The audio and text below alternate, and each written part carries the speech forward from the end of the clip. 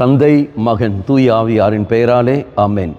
இயேசு கிறிஸ்துவின் அன்புமிக்க சகோதர சகோதரிகளை உங்கள் அனைவருக்கும் கிறிஸ்து இயேசுவின் அன்பு கலந்த வணக்கத்தை தெரிவித்துக் கொள்கின்றேன். இந்த நற்செய்தி பாகமானது யோவான் நற்செய்தி 20ஆம் அதிகாரம் 24 முதல் 29 வரையில திருவாக்கியங்கள். குறிப்பாக 29வது வாக்கியம். இயேசு அவரிடம், நீர் என்னை கண்டதால் நம்பினாய், காணாமலே நம்புவோர் பேறு பெற்றோர் என்றார். இந்த காலகட்டத்தில் நாம் வாழ்கின்ற சூழலானது நம்மை தெய்வத்திலிருந்து பின்திருப்ப காரணங்கள் ஏதோ நம்பிக்கை இல்லாமல் வாழ்கின்ற ஒரு நிலை.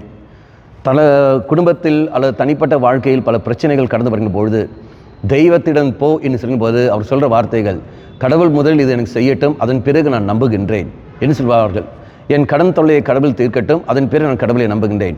என் நோய்கள் கடவுள் தீர்க்கட்டும், அதன் பிறகு நான் கடவுளை நம்புகின்றேன். அதன் பிறகு நான் கோயிலுக்கு வருகின்றேன் என்று சொல்லி வருகிறவர்கள் எதற்கு சமமாக இருக்கிறவர்கள்? ஏதோ கண்டு விசுவசிப்பவர்கள். தெய்வம் சொல்ல வார்த்தை, அப்பேற்பட்ட மக்களுக்கு கிருபை வர வேண்டிய அவசியமில்லை, ஆனால் காணாமலே விசுவசிப்பவர்கள் பேறு பெற்றோர்கள். இதோ என் நோய்கள் இருந்த போதிலும், தடைகள் இருந்த போதிலும், என் வாழ்க்கையில் எவ்வளவு பிரச்சனை இருந்த போதிலும் என் தெய்வம் என் கூட இருக்கின்றார், என் தெய்வம் என்னை வழி நடத்துகிறார் என்ற உணர்வு அவர்கள் வர வேண்டும்.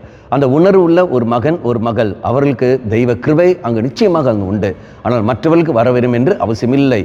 கண்டு விசுவசிப்பவனுக்கும் காணாமல் விசுவசிப்பவனுக்கும் உள்ள வித்தியாசங்கள். என் தாய் மரியாள் கண்டு விசுவசித்தவள் அல்ல, காணாமல் விசுவசித்தவள். அப்படி என்றால் அந்த மரியாளுடைய பிள்ளைகளாக நீ நானும் வாழ்கிற சமயத்தில் அதுக்கேற்றபடி நாம் வாழ வேண்டும். அல்லது கண்டால் மட்டும்தான் நான் விசுவசிப்பேன் என்றால் அதுக்கு தேவையில்லையே.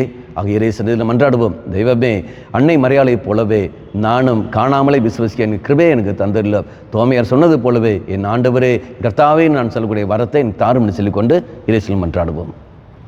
அம்மா மாதாவே, தெய்வ மாதாவே, எங்கள் மாதாவே, என் அன்னையே, விசேஷமாக எங்களுக்காக பரிந்து பேசும். ஆமேன்.